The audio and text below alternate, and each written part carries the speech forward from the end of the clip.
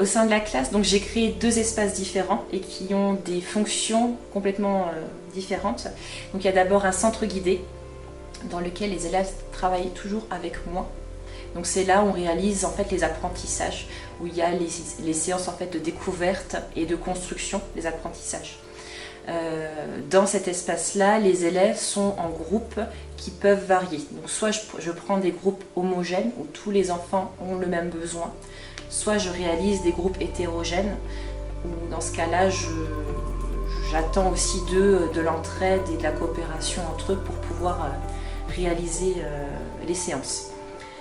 Dans ce centre guidé-là, il y a aussi un élément très important, c'est que j'adapte aussi la disposition des tables en fonction des besoins de chaque séance.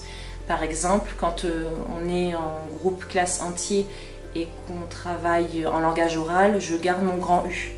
Quand je veux travailler avec une demi-classe et que là il y a un apprentissage qui commence, je réalise un C. Donc ça c'est les élèves qui déplacent les tables, j'ai des affichages qui sont au tableau et les élèves savent très bien, j'aurais juste à leur dire faites un U, faites un C et ils le réalisent en autonomie totale.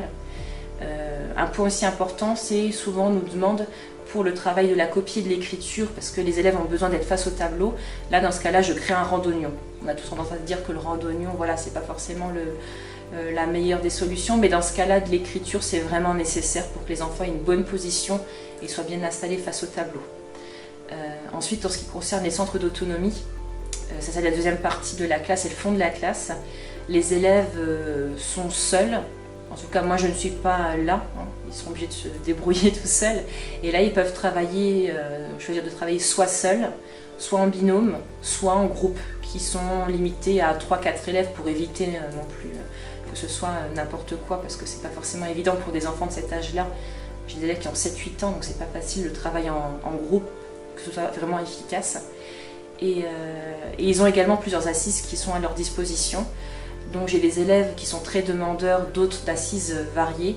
J'ai par exemple des poufs, des tabourets, j'ai les fameux Z-tools, j'ai les tabourets oscillants. Par contre, j'ai des élèves qui ont besoin quand même d'avoir des assises classiques et d'avoir des chaises qu'on peut retrouver dans toutes les écoles. Donc ça, je garde quand même une grosse partie d'assises classiques aussi.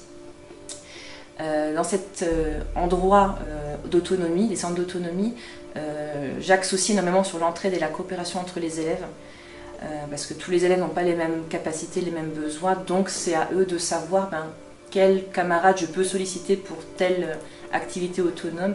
C'est à eux d'apprendre à se gérer aussi par eux-mêmes.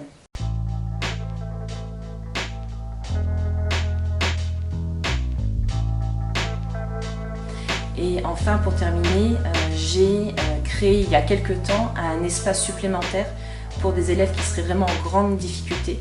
Parce qu'il faut savoir que la classe flexible n'est pas forcément la solution à tous les problèmes, c'est pas une solution miracle. Et donc j'ai créé un îlot que je garde près de moi, près du U, pour les élèves qui n'auraient encore pas la capacité de travailler de manière autonome. Et donc ces élèves-là travaillent près de moi et au moindre problème, à la moindre inattention de leur part, je peux vite les rediriger et les aider.